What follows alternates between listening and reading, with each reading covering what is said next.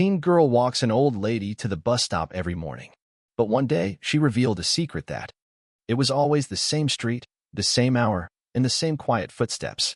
But that morning, something in her eyes told me today would not be like the others. I was 15 when I first saw Mrs. Evelyn Harper. She stood at the corner of my street, leaning on a chipped wooden cane, her floral coat hanging loosely over her tiny shoulders. Her white hair was always brushed back into a soft bun, and her eyes, though tired, held a calm kind of fire, the kind that seemed to know more than it let on. Every morning at 7:15, she waited by the lamppost, watching the sky turn from deep blue to dusty pink, waiting for the number 26 bus that would take her somewhere I never asked about. And every morning, I walked her there. It started accidentally. One morning, I noticed her struggling with her step. I slowed down. She looked up and smiled, one of those real smiles that wrinkle the entire face, like her heart had just opened a window. I didn't say anything, just slowed my pace. She didn't say anything either. But the next day, I found myself doing it again and again. Soon, it became a silent agreement. I would walk her, she would smile, and together we'd cross the 4 blocks between her apartment and the bus stop without speaking a word more than morning. But we never missed a single day, rain or shine, school day or summer. And while the other girls on my street giggled their way to school in packs, I stayed back walking beside a woman who, to the rest of the world, was invisible. It wasn't because I felt sorry for her. It was something else, something I couldn't explain. There was something in her silence that made me feel more seen than any of the loud people in my life ever did. Then came that day.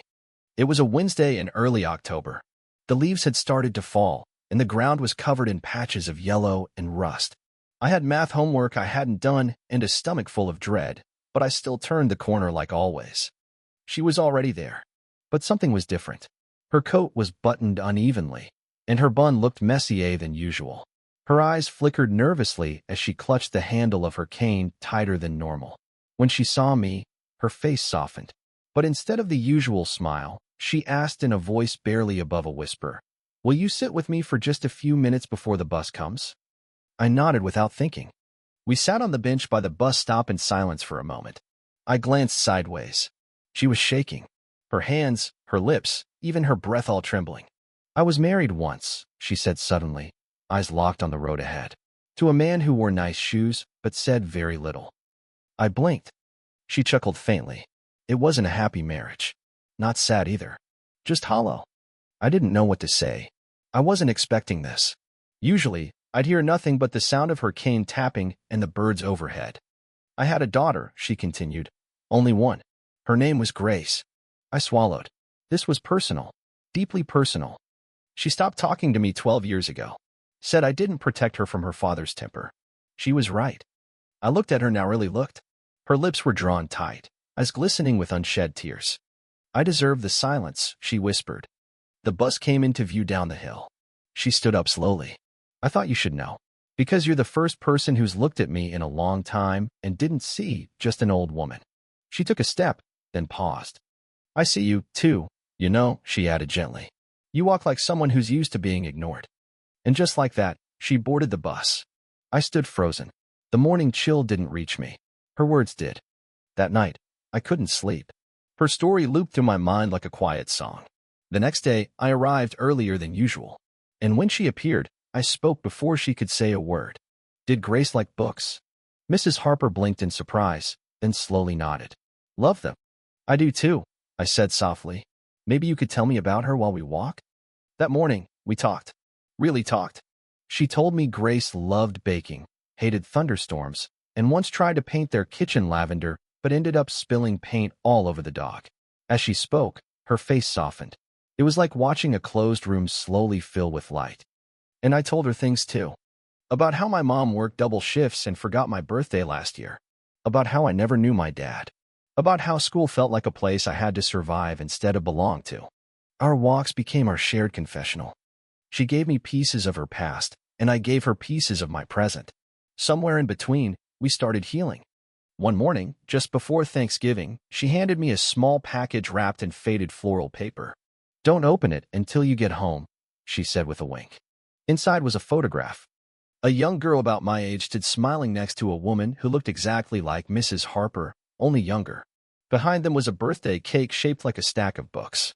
"Grace," On the back, in careful cursive, were the words, "Don't forget who you are," or who you might save.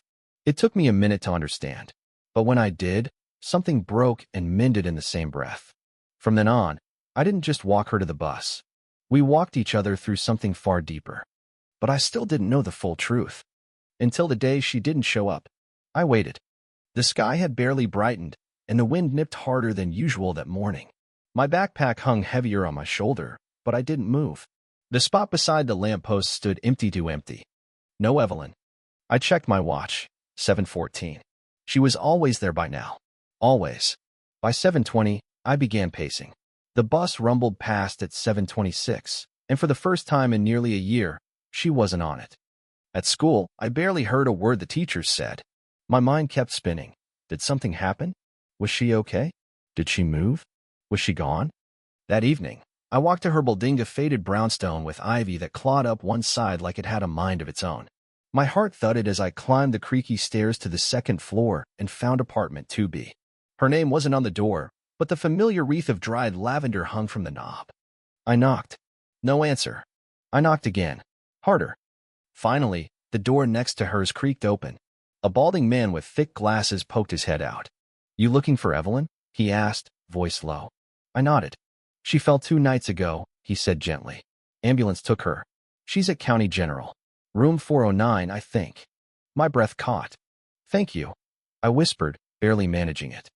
I skipped dinner and lied to my mom about a group project. Then I caught the city bus to County General and ran through the halls like my shoes were on fire.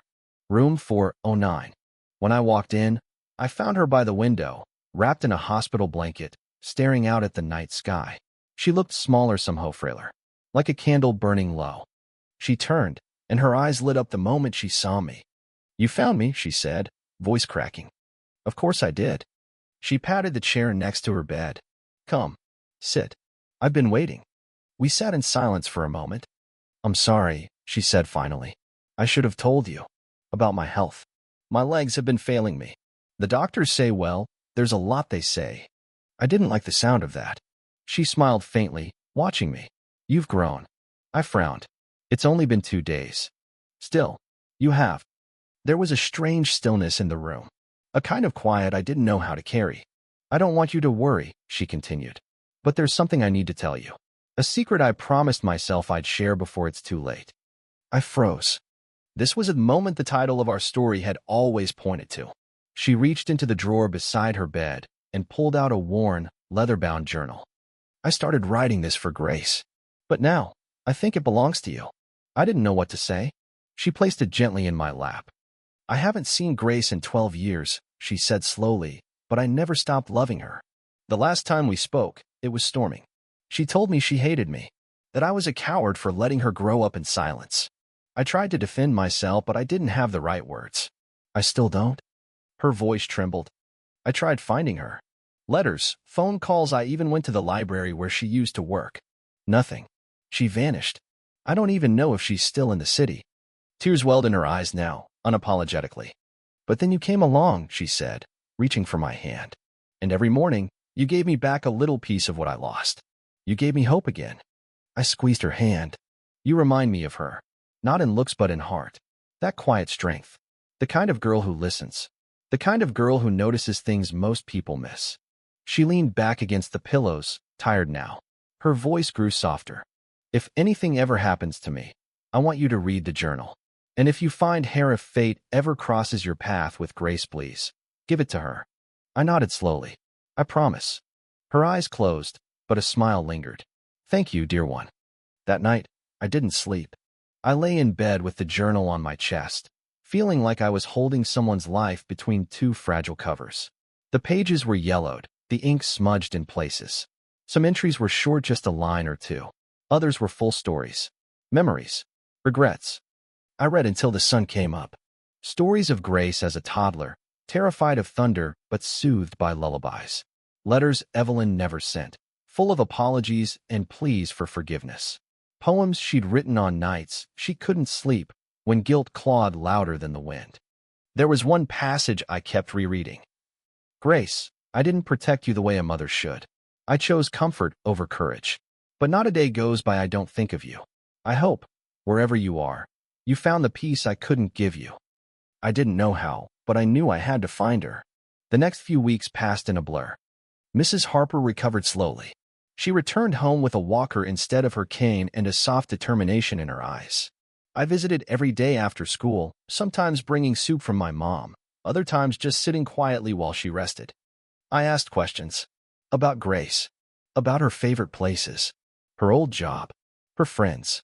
Evelyn told me Grace had once worked at a small second-hand bookstore in Eastwood, a neighborhood I'd only heard of but never visited.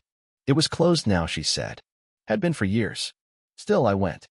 I took 2 buses and a train across the city, stood outside the boarded-up storefront with the faded sign, Fable and Fern. The windows were dusty, but through the grime, I could still see shelves empty and abandoned, like ghosts of stories once told. Across the street was a cafe.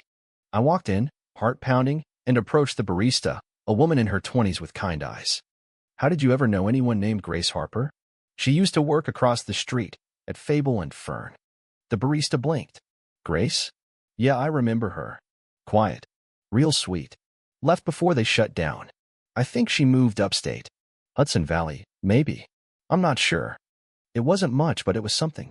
That night, I told Evelyn everything. She looked at me, her eyes wide, her lips trembling. Hudson Valley. She whispered it like it was a prayer. I know someone up there, she said suddenly. An old friend. She might know more. I helped her write a letter. We mailed it that same evening. And then we waited. 2 weeks passed. Then, one afternoon, I came home to find my mom holding a small white envelope with my name on it. No return address. I opened it with trembling fingers. It was a postcard. A photo of a sunflower field. On the back, in delicate handwriting. If this is real, if Evelyn truly wants to see me, I'll come. Tell her to meet me at the park across from the old bookstore. Sunday, 10 a.m. No signature, but it didn't have to have one.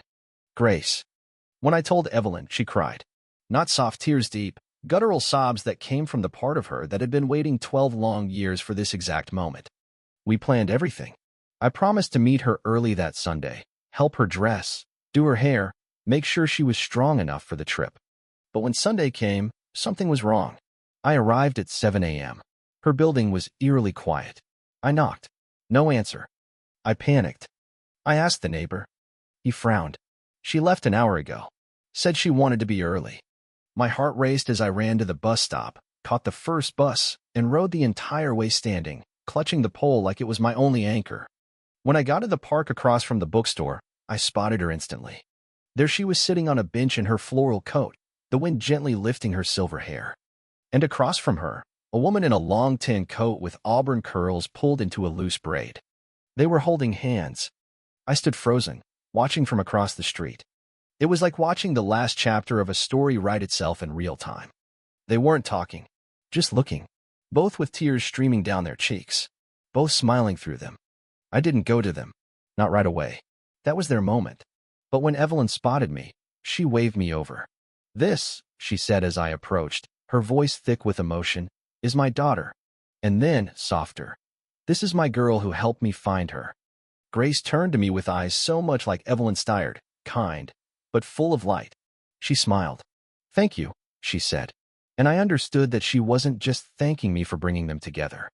She was thanking me for walking beside a woman everyone else had walked past.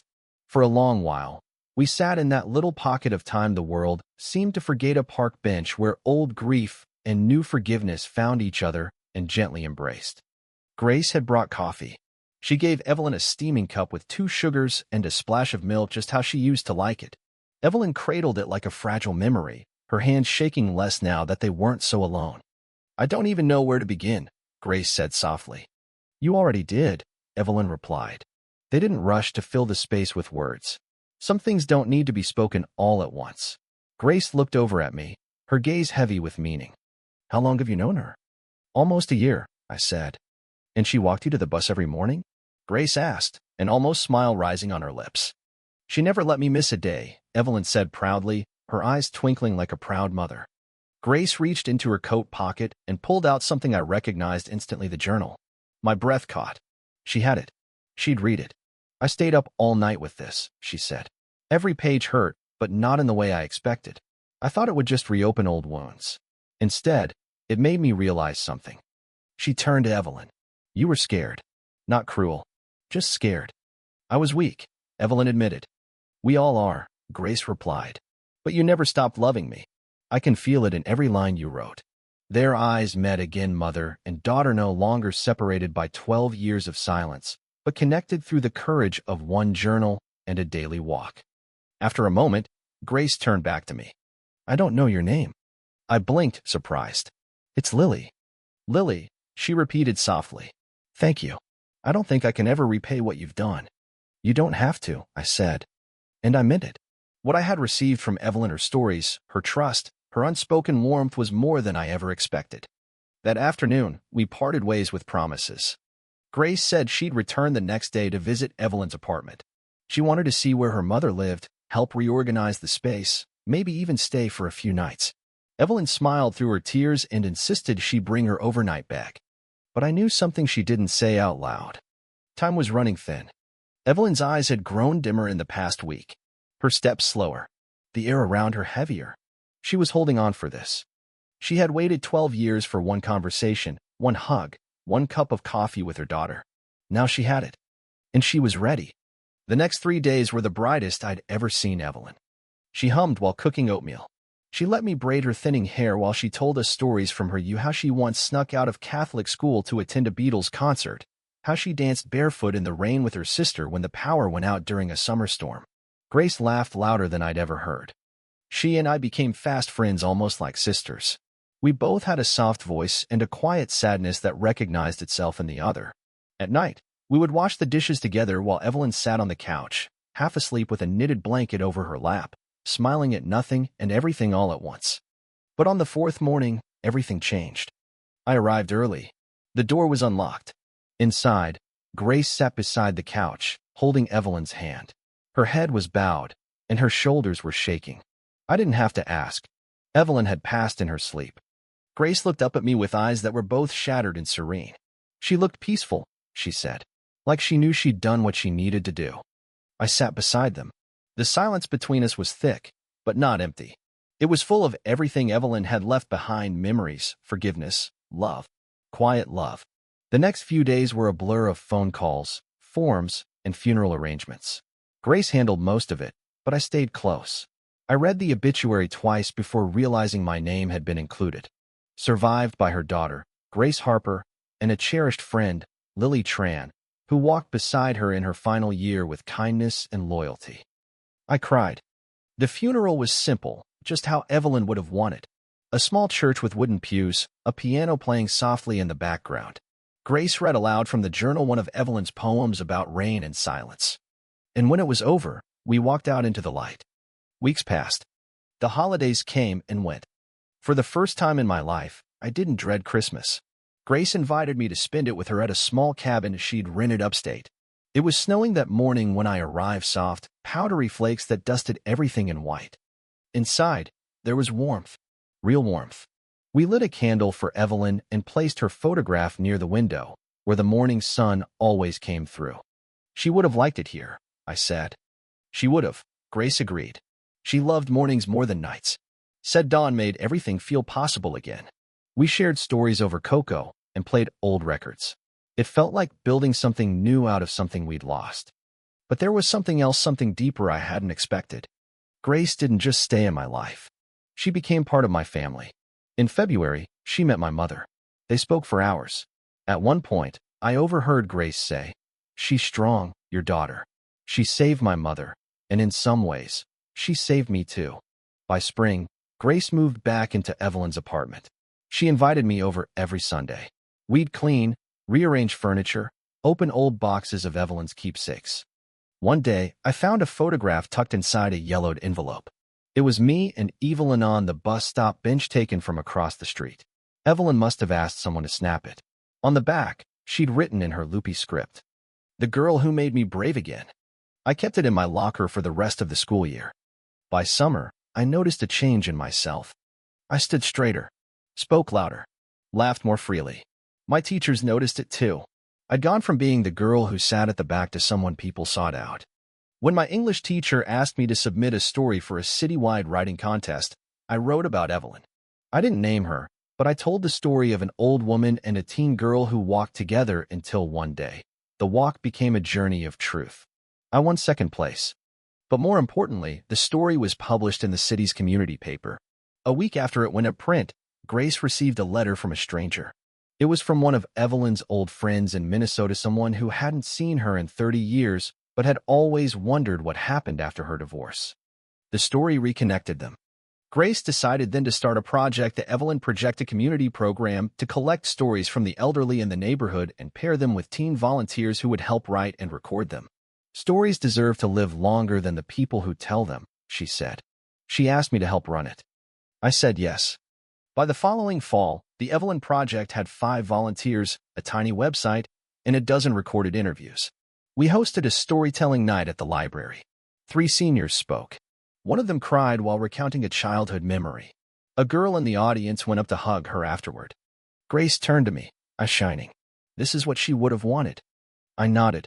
She gave her story to us. Now we pass it on. Sometimes I still walk to the bus stop at 7:15. The street hasn't changed, but I have. I still hear her cane tapping in my mind. Still remember the way she'd say morning like it was a secret between us. One day, as I stood by the lamppost, I noticed another elderly woman nearby, small frame, nervous eyes. She looked like she was waiting for someone. I walked over. Do you need someone to walk with you? She blinked, surprised, then smiled. I wouldn't mind. And just like that, a new walk began. We walked slowly, the woman and I. She told me her name was Bernice and that her son lived in another state but rarely called. She talked about her garden, how she missed digging in the dirt, and how arthritis stole the joy from her. I listened, just as I once had with Evelyn. It was strange and beautiful how life repeated itself in quiet, gentle ways. Later that week, Grace and I met at Evelyn's grave. It was a simple headstone beneath a dogwood tree. We brought fresh flowers, lavender and white lilies, and sat on the grass with a picnic, just as she once said she loved to do when Grace was little. She told me once, Grace began, pouring iced tea into 2 plastic cups, that the best part of life was never the grand moments.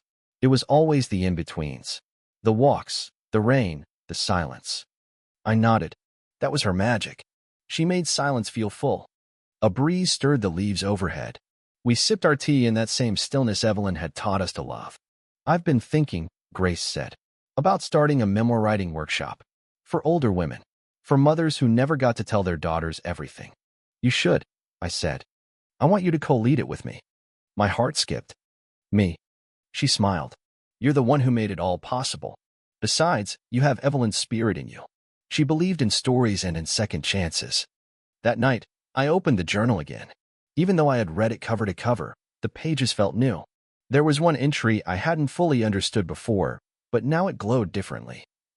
We do not always know the bridges we are building when we are simply being kind. Sometimes, we are saving lives one step, one morning, one walk at a time. I copied it onto a sticky note and placed it on my bedroom mirror. Every day, I read it before leaving the house. By the time I turned 16, my world had shifted. I was no longer just a quiet girl who walked to school alone. I had found a purpose, a deeper reason to notice people, to listen, to love without needing permission. And people noticed that too. My school counselor nominated me for a City Youth Award for civic engagement. I wore my nicest dress and sat nervously at a round banquet table while Grace held my hand under the tablecloth. When they called my name, I walked on stage, and instead of the speech I had prepared, I spoke from my heart. There was once a woman who waited at a bus stop every morning.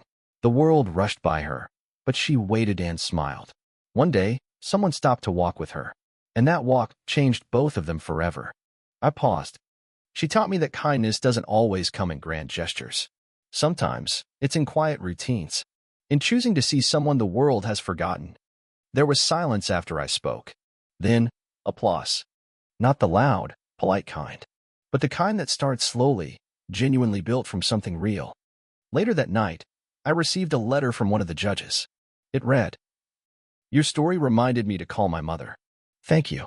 One weekend in March, Grace and I held the first meeting for the memoir writing group. We called it Pages of Grace. 10 women came, all of them over 60, all of them carrying stories in their eyes. We began with simple prompts. Describe your first heartbreak. Write about the sound that reminds you of your childhood. What do you wish you could have said to someone who's gone? They wrote slowly, hands shaking, some crying as their pens moved across the page. And then they read, one by one. A woman named Alma wrote about her son who died in a car accident at 19. She had never told anyone that his last words to her were, "You're always right, Mom." Another woman, Ruth, read a story about falling in love with a woman in the 1970s and being too afraid to ever tell her family. They wept. We wept. But we also laughed in that cathartic, healing way that only shared truth can bring. At the end of the meeting, they thanked us. But we knew who the thanks belonged to. Evelyn. She was the spark that lit the room, even in her absence. We framed a photo of her and placed it at the front of the circle each session. Her journal sat next to it, open to a different entry every week. We were keeping her story alive.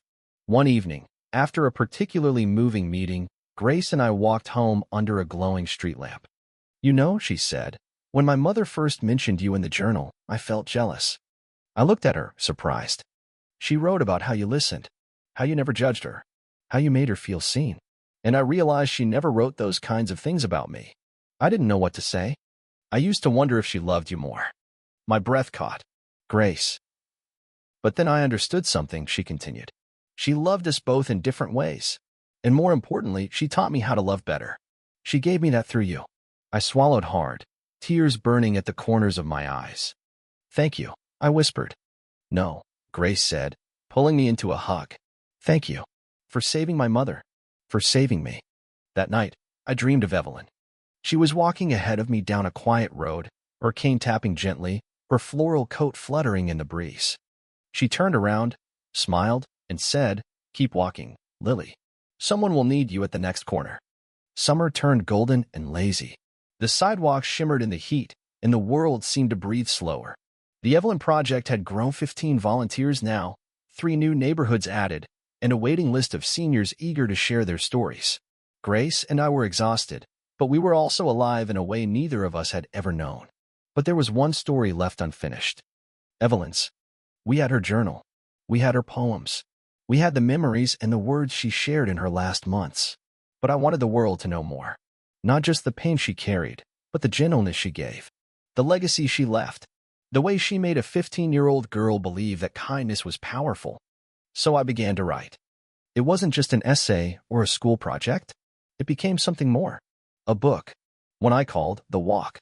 I started with our first silent mornings. I wrote about the chipped cane, the bus stop, the coat with the uneven buttons. I wrote about the journal, the hospital room, the lavender wreath, the first meeting with Grace, and the slow rebuild of a relationship lost to years of silence. I wrote about how Evelyn never forced herself into anyone's life, she simply stood still long enough to be noticed. And I wrote about how that changed me. The first publisher I sent it to didn't reply. The second said they weren't accepting personal submissions at this time. The third wrote back, "There's something here. Let's talk." Within a month, Grace and I had a contract with a small independent press. By fall, The Walk was set to release the following spring. We held the first printed copy in our hands in late March. Its cover was simple, a silhouette of 2 figures, one tall, one small, walking side by side beneath a morning sky. Grace cried when she saw it. She would have laughed, she whispered. Said she wasn't interesting enough to be in a book. She would have, I smiled. But then she'd secretly read it every night until the pages fell out. We held a launch event at the community library. The very bench where I once sat with Evelyn was visible from the window behind the podium. The room was full: seniors, students, neighbors, volunteers, teachers, strangers. Even my mom came, though she sat quietly in the back with her hands folded tightly in her lap. Grace introduced me. "This story didn't start with a book," she said into the mic. "It started with a walk. With one young girl who decided to slow down and see someone the world had forgotten. That choice changed 2 lives. Mine and my mother's. And now, hopefully, yours." I stepped up to the podium, nerves threatening to swallow my breath.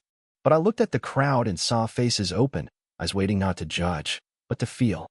So I read. I chose the chapter where Evelyn tells me about Grace for the first time, where she admitted her silence, her guilt, her longing, and where I, for the first time in my life, realized that even grown-ups carry wounds they never learned how to name. When I finished, the room was silent, and then came applause, not the kind that ends quickly, but the kind that rolls like waves, one pair of hands after another, filling the room with warmth. After the reading, people approached Usader women clutching tissues, young men who said they missed their grandmothers, a teacher who said she'd assign the book to her entire senior class next year. But one moment stood out. A little girl, maybe 10, with wide brown eyes and curly hair came up to me. She looked nervous, holding something behind her back. "Hi," she said. "I'm Mia. I read your book with my grandma." I smiled. "Hi, Mia." She pulled out a folded sheet of paper and handed it to me. On it was a drawing, two stick figures walking hand in hand beside a bench and a bus. At the bottom, in colored pencil, she'd written, "I'm going to be someone who sees people too."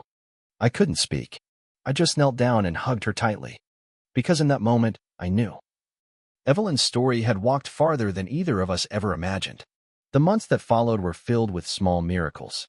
Our story was featured on a local news channel. A radio show asked us to share more. And Grace? She smiled more. She moved like someone who had finally stopped carrying the heaviest part of herself. She took over leadership of the Evelyn Project full-time. I helped, but my senior year had begun, and college applications loomed. One day, as we were folding flyers together, she asked, "Have you thought about what you want to study?" I shrugged. "Writing, maybe. Social work. Or something with people." "You know," she said, "you don't have to choose just one path. The best ones twist and curve, like a good walk." I smiled. "Then I'll keep walking until I find it." By spring, I got a scholarship offer to a university in another city. I was thrilled and terrified. Moving meant leaving behind everything I had built with Grace. The streets where I'd known Evelyn. The bus stop. The rhythms of familiarity. Grace didn't try to hold me back. "She'd want you to go," she said gently. "To keep walking. Keep listening." Before I left, she handed me a gift. It was Evelyn's cane. Restored, polished, wrapped in a silk ribbon. "Not for walking," Grace said with a laugh. "Just for remembering." I cried. The night before I moved, I visited Evelyn's grave one last time. I sat by the headstone and read aloud the final page of the journal, the page I hadn't been able to face until that night. If I could go back, I wouldn't change the past. But I'd hold my daughter longer. I'd tell her she's brave. And I'd thank the girl who saw me when I had nearly disappeared. College was a blur of late nights, strange faces, and new routines. But on hard days, I'd open the journal, or hold the cane, or reread Mia's drawing. I started a campus chapter of the Evelyn Project, and to my surprise, students signed up eagerly, dozens of them. We held interviews with retired professors, custodians, former cafeteria staff, and alumni from decades ago. Every story reminded me why I'd started. One night, during a campus storytelling event, a senior man named Harold leaned into the mic and said, "I haven't spoken to my daughter in 20 years. But tonight, I'm going to call her." The audience clapped. And I wept. Because Evelyn wasn't gone. Not really. She was in every act of courage, every story reclaimed, every moment someone chose connection over silence. Years passed. I graduated. Moved cities. Then returned. By then, Grace had retired from her job and was running the Evelyn Project full-time from a cozy office just 3 blocks from where the old bus stop used to be. She still kept the bench. Repainted, polished, with a small bronze plaque that read, "In memory of Evelyn Harper," who reminded us to walk with others and to listen. One morning, I brought my daughter there. Her name is Evelyn. She's 4, with wild curls and a loud laugh. We sat on the bench, and I told her a story. About an old woman in a floral coat. About how she waited for a bus. About how one girl chose to walk beside her, and how everything changed because of that. My daughter leaned her head on my shoulder and whispered, "Will you walk with me too?" I kissed her forehead. "Always." And as we stood, I saw it across the street. A teenager. Quiet. Backpack slung over one shoulder. And beside her, an older man in a cap, walking slowly with a cane. I smiled. Because I knew. The walk goes on. The end.